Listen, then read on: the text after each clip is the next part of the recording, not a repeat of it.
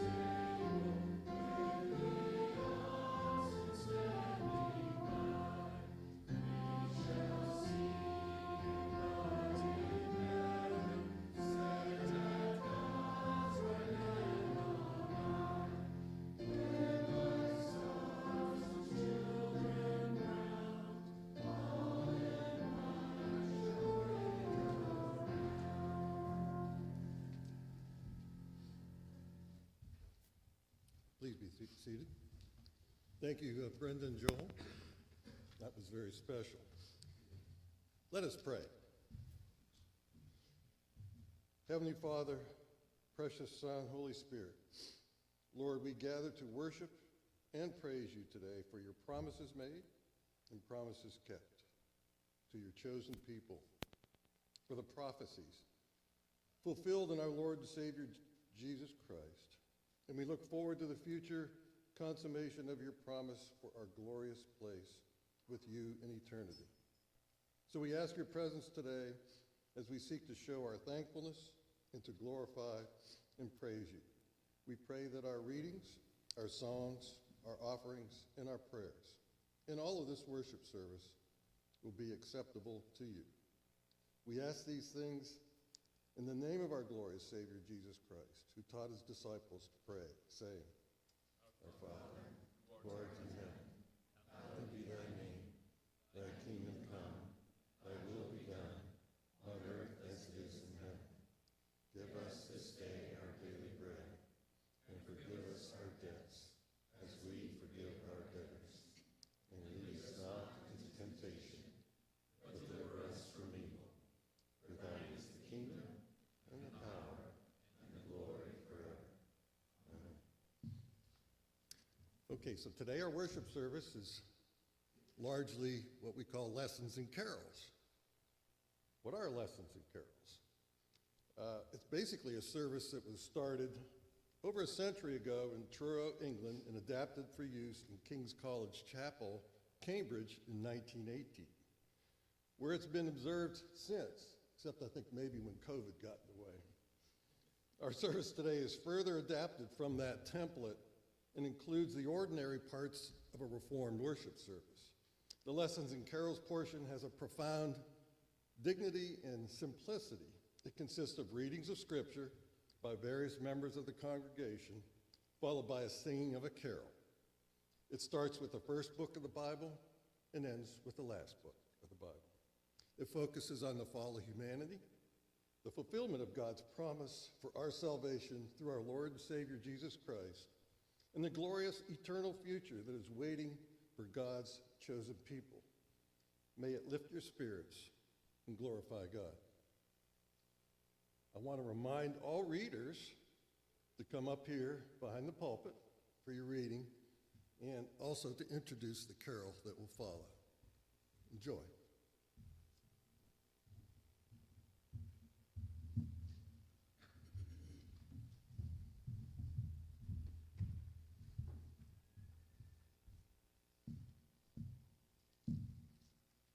God's promise to Adam and Eve. We'll read from Genesis 3, 8 through 19.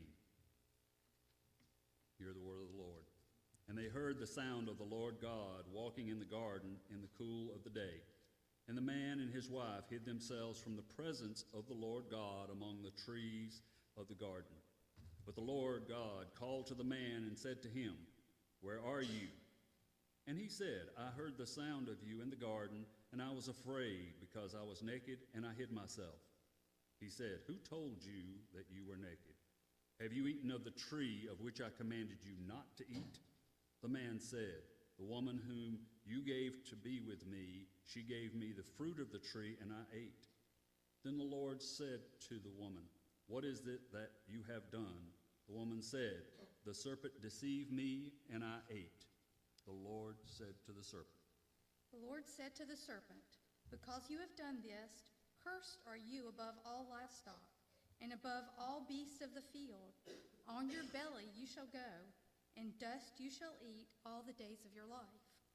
I will put enmity between you and the woman, and between your offspring and her offspring. He shall bruise your head, you shall bruise his heel." To the woman he said, "I will surely multiply your pain in childbearing. In pain you shall bring forth children.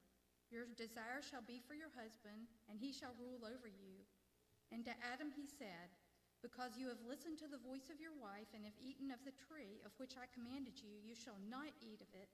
Cursed is the ground because of you. In pain you shall eat of it all the days of your life. Thorns and thistles it shall bring forth for you, and you shall eat the plants of the field. By the sweat of your face you shall eat bread till you return to the ground. For out of it you were taken, for you are dust, and to dust you shall return." Let us stand and sing from the Blue Notebook, number 2, "There is a Redeemer."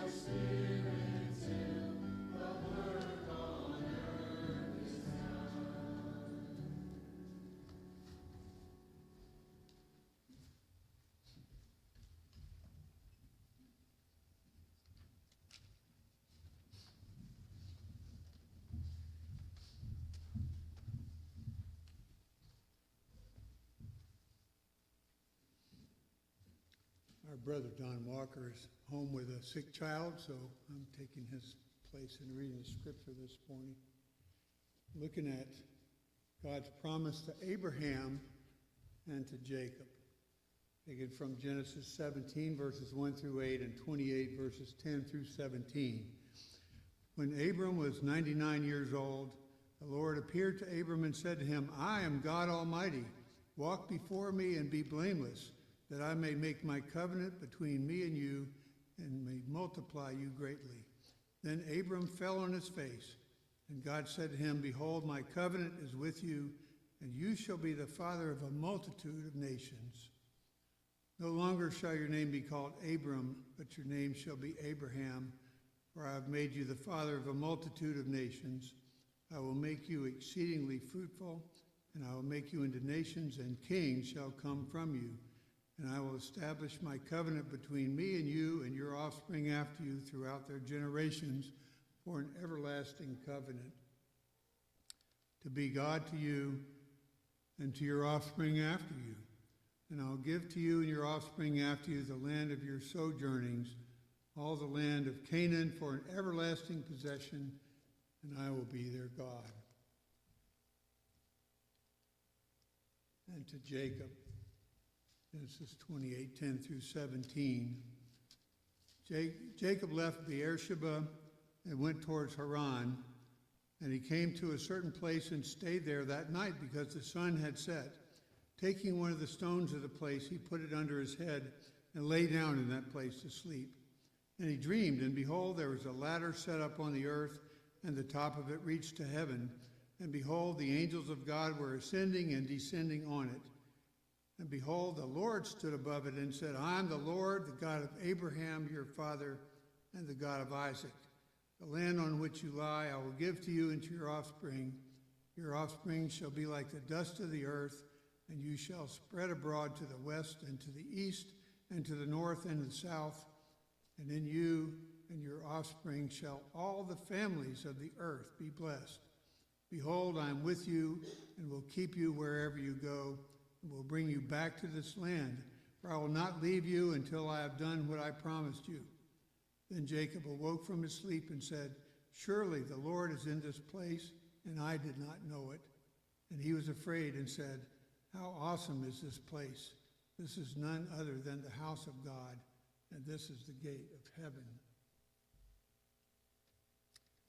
Our carol is from the Trinity hymnal number 221. Lo, how a rose ere blooming. Please stand and let's sing this together.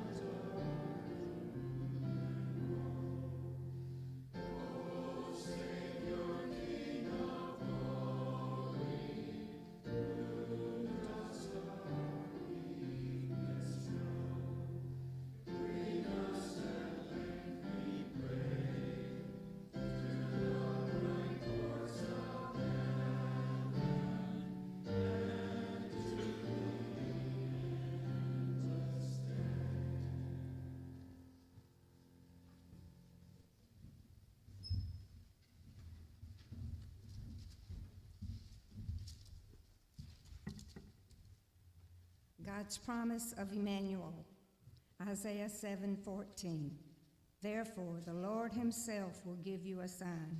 Behold, the virgin shall conceive and bear a son, and she shall call his name Emmanuel. Isaiah 9:1-7. But there will be no gloom for her who was in anguish. In the former time he brought into contempt the land of Zebulun and the land of Naphtali. But in the later time he has made glorious the way of the sea, the land beyond the Jordan, Galilee of the nations. The people who walked in darkness have seen a great light. Those who dwelt in a land of deep darkness, on them light has shined. You have multiplied the nation. You have increased its joy. They rejoice before you as with the joy at the harvest, and they are glad when they divide the spoil. For the yoke of his burden and the staff for his shoulder, the rod of his oppressor, and the broken have been broken as the day of Midian. For every boot of the tramping warrior in battle tumult, and every garment rolled into blood, will be burned as fuel for the fire. For unto us a child is born, unto us a son is given, and the government shall be upon his shoulder.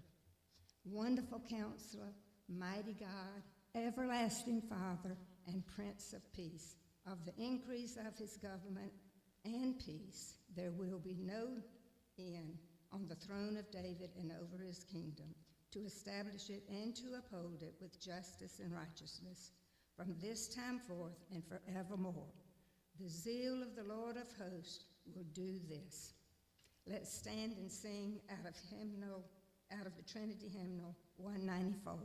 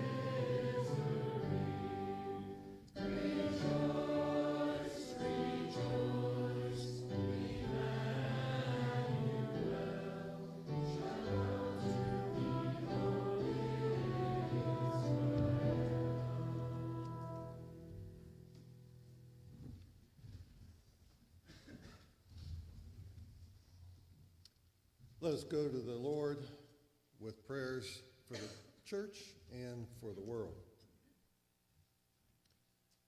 Heavenly, most gracious Father, precious Son, Holy Spirit, our God, you are sovereign. You are the creator of everything that exists, all out of nothing. You are all powerful, but you care for the least of us. You know our thoughts. You know our hearts. You loved us so much that in spite of ourselves, in spite of our sinful nature, you had mercy on us, and through your grace, your unmerited favor, you chose to save us from your wrath. You authored the way to our salvation and sent your only begotten Son, our Lord and Savior, Jesus Christ, to live with us and die for us to accomplish our salvation. Even though he was sinless, he suffered your wrath for our sin and became the perfect sacrifice, the Lamb of God, that we may not die, but live in eternity in your presence. And then, Lord, you have given us the Helper, the Holy Spirit, to apply that salvation to our hearts and help us to obey you. Lord, we praise you. All glory be to you.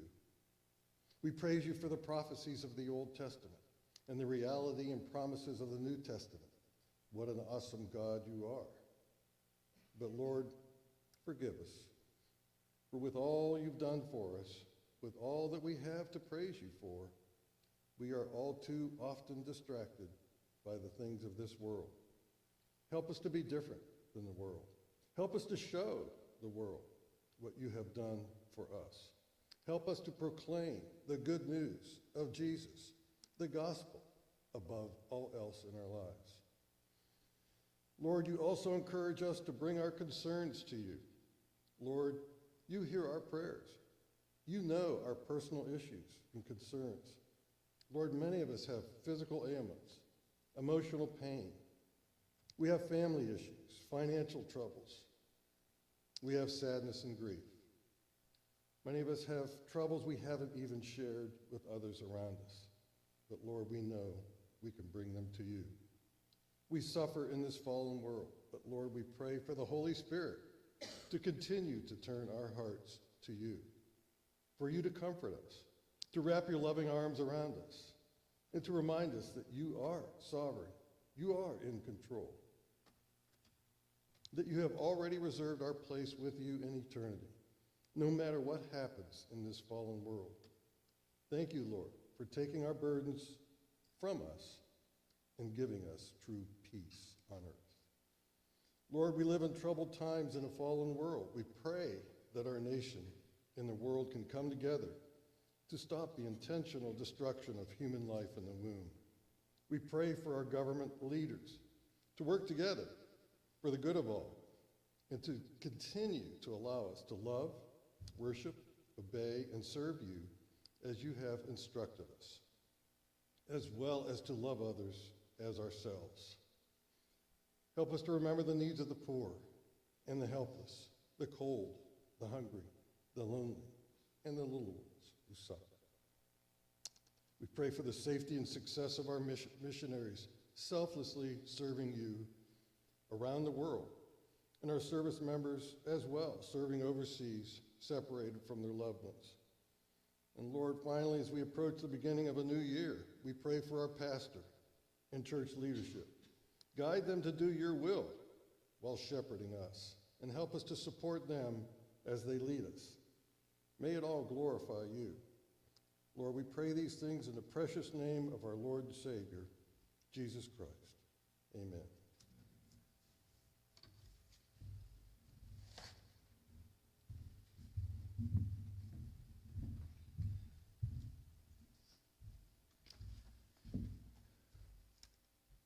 We're reading from chapter 5 of Micah 2 through 5a. But you, O Bethlehem Ephrath, you who are too little to be among the clans of Judah, from you shall come forth for me one who is to be ruler in Israel, whose origin is from of old, from ancient days. Therefore he shall give them up until the time when she who is in labor has given birth. Then the rest of his brothers shall return to the people of Israel, and he shall stand and shepherd his flock in the strength of the Lord, in the majesty of the name of the Lord his God.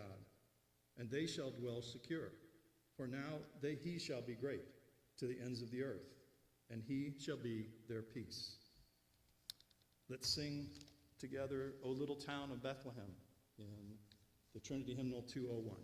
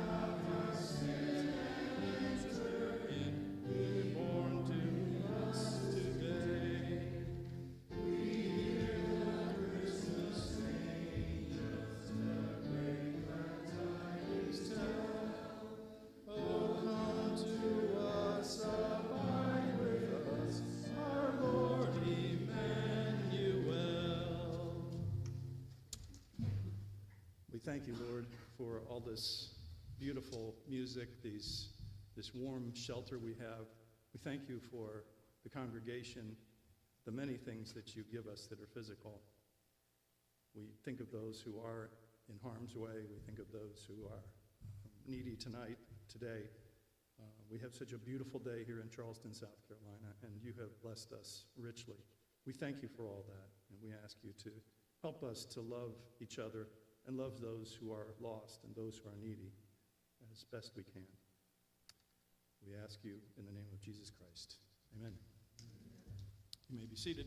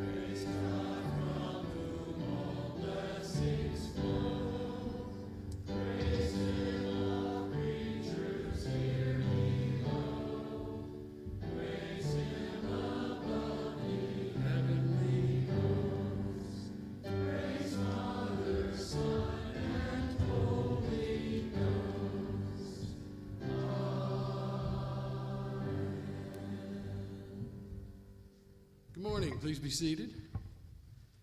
I have the great privilege of my family and I are going to read from Luke 2, my favorite part of the Bible during the Christmas season. In those days, a decree went out from Caesar Augustus that all the world should be registered. This was the first registration when Quirinius was governor of Syria, and all went to be registered, each to his own town. And Joseph also went up from Galilee, from the town of Nazareth to Judea, to the city of David, which is called Bethlehem, because he was of the house and lineage of David, to be registered with Mary, his betrothed, who was with child. And while they were there, the time came for her to give birth. And she gave birth to her firstborn son, and wrapped him in swaddling cloths, and laid him in a manger, because there was no place for them in the inn.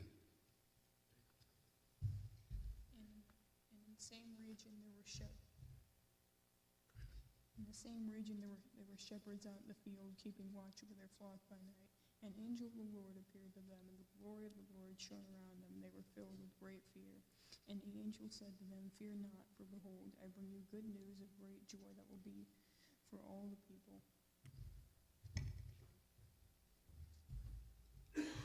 For unto you is born this day in the city of David a Savior, who is Christ the Lord.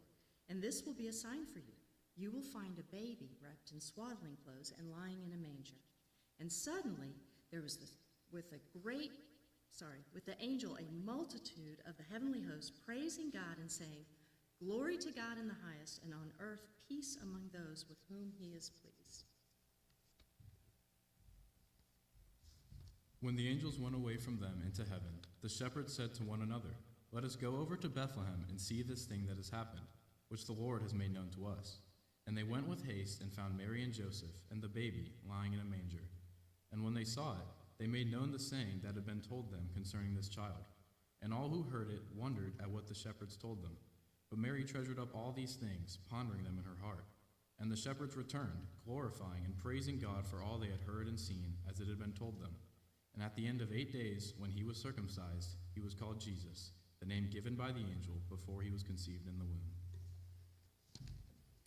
All right, please stand and sing from Trinity Hymnal 224, "Go Tell It on the Mountain."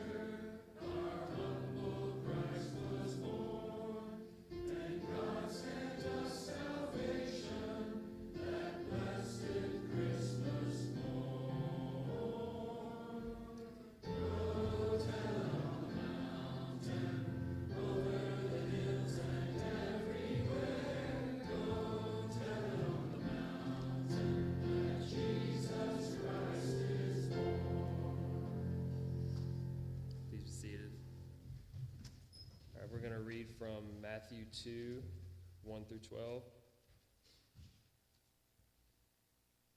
Now after Jesus was born in Bethlehem of Judea, in the days of Herod the king, behold, wise men from the east came to Jerusalem, saying, "Where is he who has been born King of the Jews? For we saw his star when it rose and have come to worship him." When Herod the king heard this, he was troubled, and all Jerusalem with him. And assembling all the chief priests and scribes of the people, he inquired of them where the Christ was to be born. They told him, in Bethlehem of Judea, for so it is written by the prophet. And you, O Bethlehem, in the land of Judah, are by no means least among the rulers of Judah. For from you shall come a ruler who will shepherd my people Israel. Then Herod summoned the wise men secretly and ascertained from them what time the star had appeared. And he sent them to Bethlehem, saying, Go and search diligently for the child, and when you have found him, bring me word that I too may come and worship him. After listening to the king, they went on their way. And behold, the star that they had seen when it rose went before them until it came to rest over the place where the child was. When they saw the star, they rejoiced exceedingly with great joy. And going into the house, they saw the child with Mary, his mother, and they fell down and worshipped him. Then, opening their treasures, they offered him gifts, gold, frankincense, and myrrh. And being warned in a dream not to return to Herod, they departed to their own country by another way. And now we're going to sing Trinity Hymnal 226, As with Gladness Men of Old.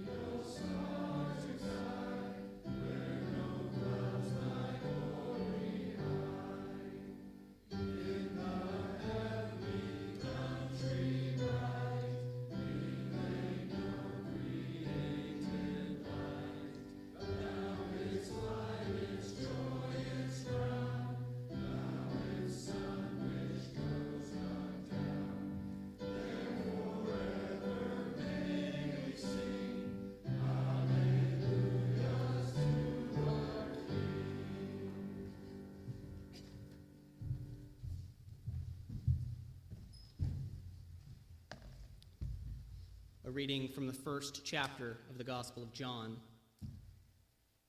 In the beginning was the Word, and the Word was with God, and the Word was God. He was in the beginning with God. All things were made through him, and without him was not anything made that was made. In him was life, and the life was the light of men. The light shines in the darkness, and the darkness has not overcome it. There was a man sent from God, whose name was John. He came as a witness, to bear witness about the light, that all might believe through him. He was not the light, but came to bear witness about the light. The true light, which gives light to everyone, was coming into the world. He was in the world, and the world was made through him, yet the world did not know him. He came to his own, and his own people did not receive him. But to all who did receive him, who believed in his name, he gave the right to become children of God, who were born not of blood, nor of the will of the flesh, nor of the will of man, but of God. And the Word became flesh and dwelt among us, and we have seen his glory, glory as of the only Son from the Father, full of grace and truth. The word of the Lord.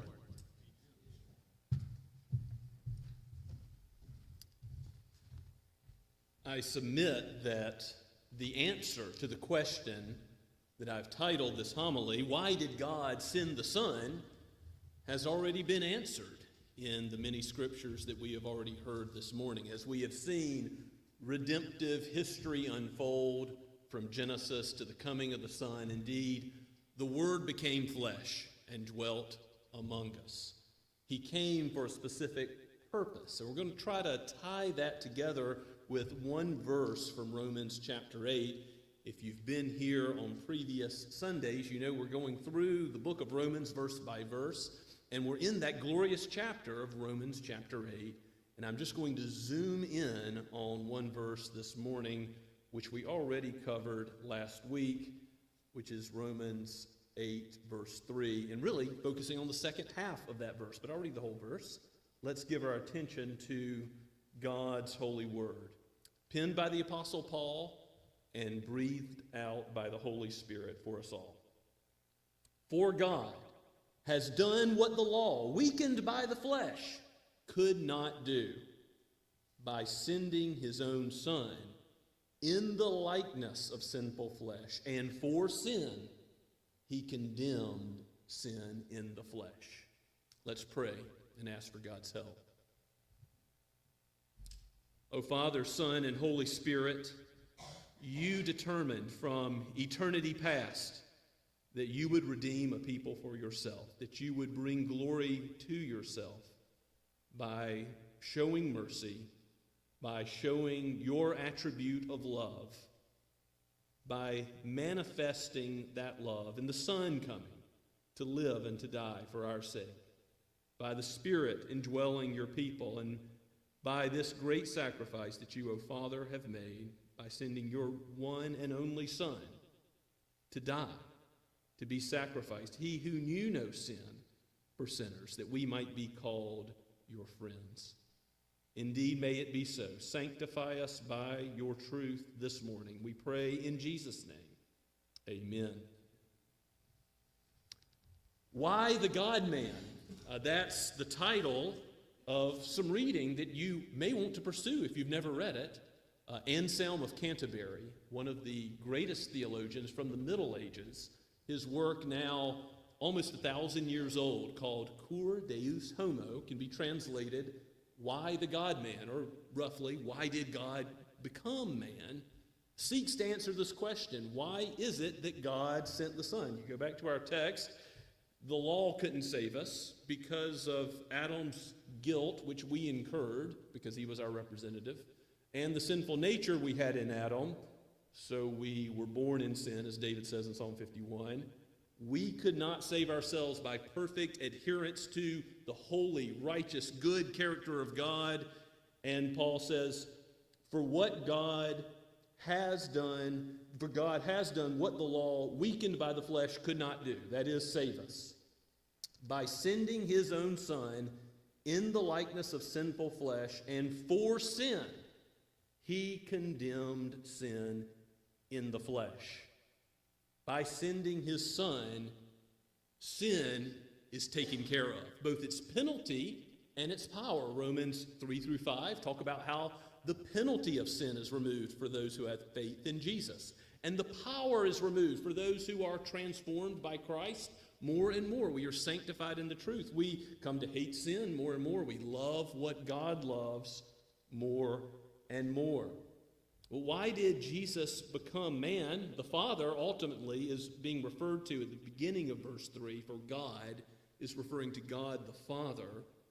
God has done what the law, weakened by the flesh, what the law could not do, by sending his own Son. Remember John 3:16, why did God send the Son? It was because of his love, his great love that was shown. This is one of his attributes. God is love. It says in 1 John chapter 4, and God manifested that love by sending his one and only Son, not to get what he deserved, but to give up the glories of heaven, to be born in a low condition in a manger, in a place where the cattle eat. And in that lowly condition, he lived a perfect life for us. He died a death he didn't deserve. All of us deserve to die because of sin. The wages of sin is death. But Christ deserved to live.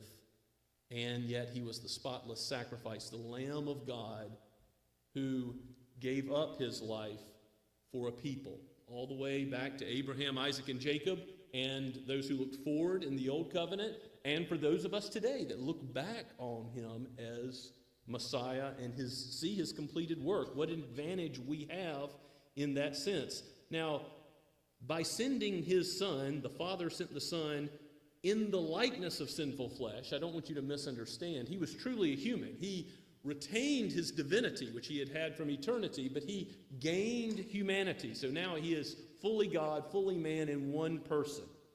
And in the person of Jesus Christ, he redeems those who are like Adam with a problem. And this is what Anselm of Canterbury argues in Why the God-Man. Well, why did God become man? Ultimately, only man had the sin problem to be solved. And only God, in his infinity and his goodness and holiness and righteousness, could solve it, could live the type of life that needed to be lived. So this wondrous solution that boggles the minds of all who hear it, that couldn't have been invented by man, that is indeed of God, is that God becomes part of his own creation, fully God, fully man, in the person of Jesus Christ, and he comes with an eye to the cross. He's going to Jerusalem to die, to seek and save the lost, so that sinners would be forgiven, so that he would stand in our place, the place of all those who believe. And when he is sent in the likeness of sinful flesh, Paul wants you to know that he is truly a human, but his flesh isn't like ours. It doesn't have a sin nature. But remember, being sinful isn't part and parcel of what it means to be a human being. Because in the garden, Adam and Eve, before Adam's fall, were truly human. But they were not yet sinful in their nature. They were able to do what was right and obey God. But they did fall, and now all of humanity is born with a sinful nature, but the Virgin Mary is overshadowed by the Holy Spirit. There's no human father of Jesus, and he is born without that sinful nature. Now, of course, that doesn't mean that Mary, who was a saint, who was highly favored of God, who was blessed by God to have this opportunity to be the one who bears the Savior of the world. She is not herself sinless.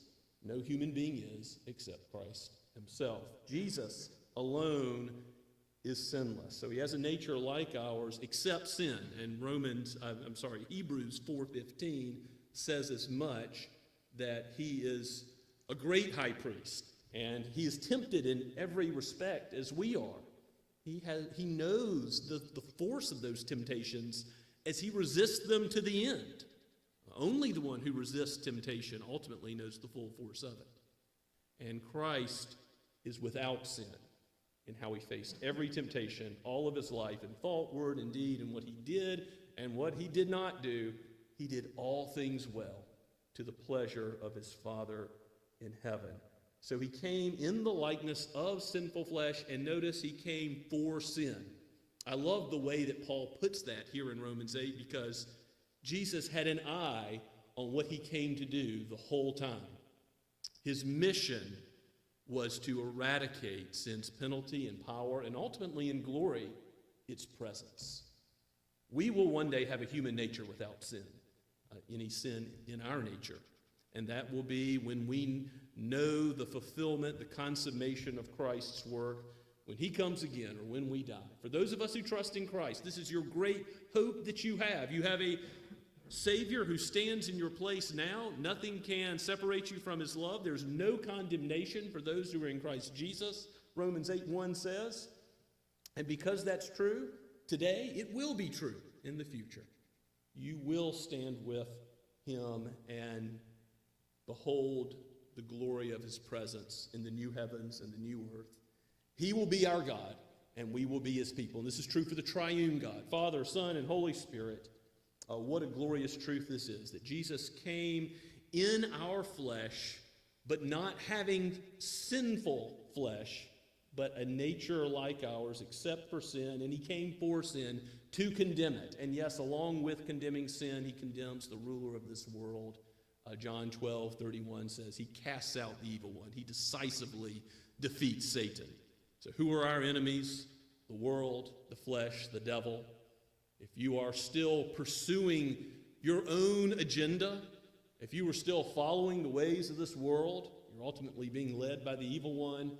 You're storing up wrath for the day of God's judgment. Turn now and flee from the wrath to come. Repent and trust in Christ, because the provision is total, and there is no other way to peace.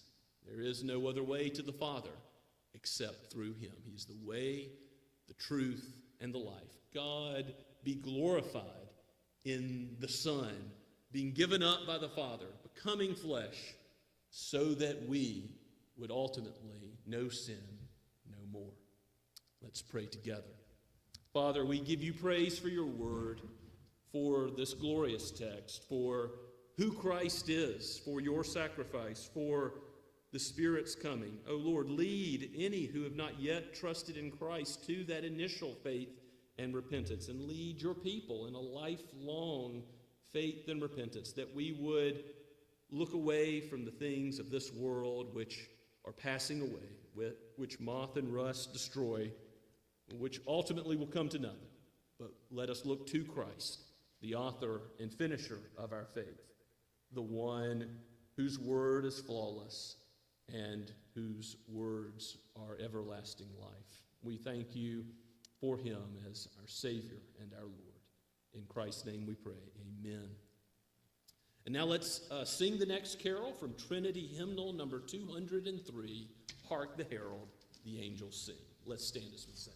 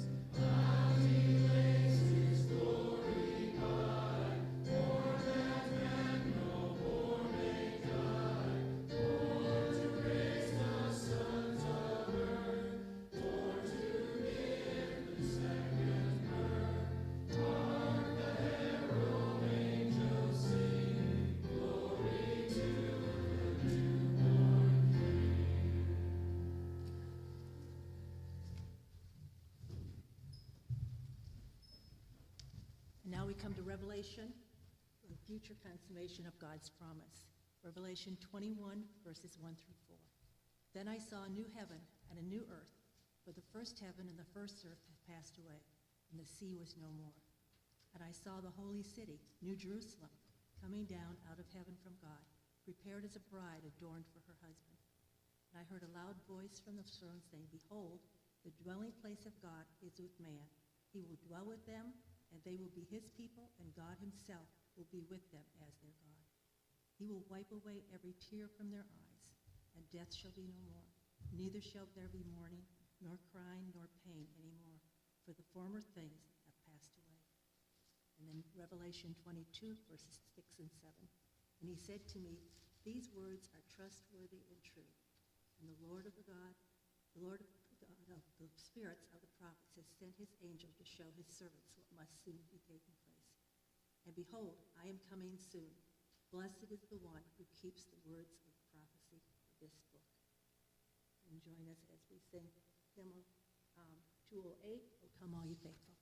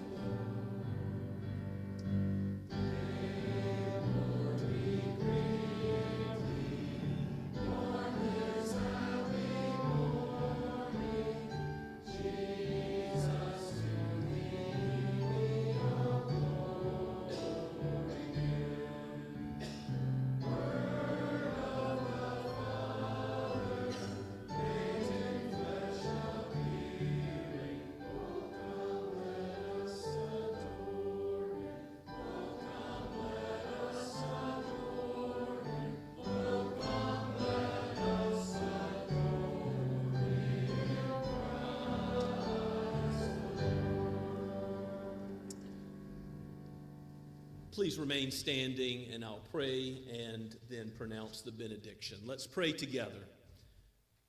Glorious Heavenly Father, how thankful we are for your provision for our sin.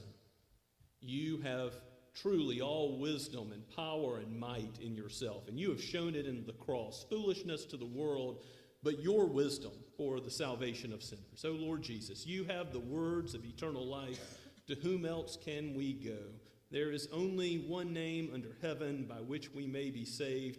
Only you are mighty enough to redeem us from sin's penalty and power and presence. We thank you, Lord, that it is as good as done. The evil one is vanquished. He is crushed under your feet. and we are yours forever. May your name be praised. And Lord Jesus, come quickly, we ask. And now hear the Lord's benediction.